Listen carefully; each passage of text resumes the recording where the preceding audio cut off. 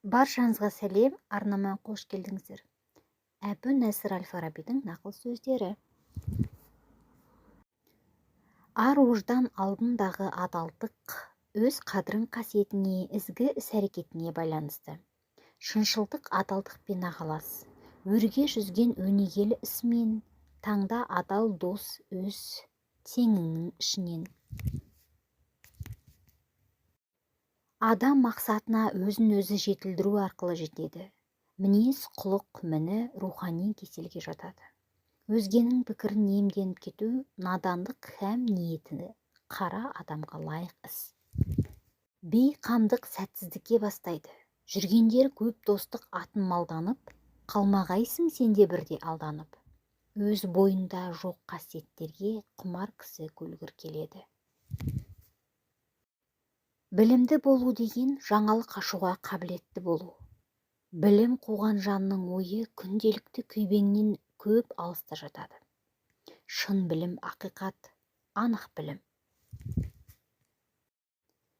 Ғылым адам санасына болмысы бөлек, ерекше ұтқыр, ұғымдарды орнықтыру арқылы ғана терең ұялайды. Ғылыммен айналыссам деген адамның ақыл ойы айқын, ерік жігері зор. Тілек мақсаты ақиқат пен адалдыққа қызмет етуге талап жолында болу шарт. Жай ләззат іздеу кәсіп құмарлыққа ұқсас әрекет ондай болмасқа керек. Мінез жанның айнасы. Адамның басына қонған бақыттың тұрақты болуы жақсы мінез құлыққа байланысты. Ақыл парасат адамның ойлауына, пайымдауына, ғылым мен өнердің қыр-сырын ұғуына, жақсы қылық пен жаман қылықтың ара жігін ашуына көмектесетін күш. Тәрбиелеу дегеніміз адамның бойына, білімге негізделген этикалық құндылықтар мен өнер қуатын тарту.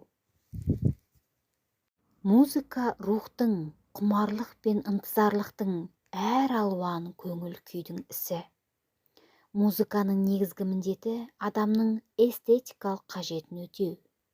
Адамға тән бір жақсы қасиет өзін қоршаған әлемнің әсемдік сырларына үңілу, содан рухани нәр алу, өзінің нәзік сезімін образдар арқылы паш ете алу.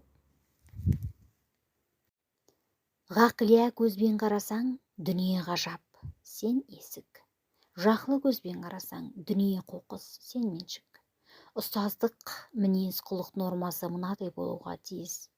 Ол тым қатал да болмау керек, тым ырыққа да жығыла бермеу керек. Өйткені аса қаталдық шәкіртті өзіне қарсы қояды, ал тым ырыққа көне беру қадірін кетіреді. Берген білімі мен ғылымына шәкірті селқос қарайтын болады.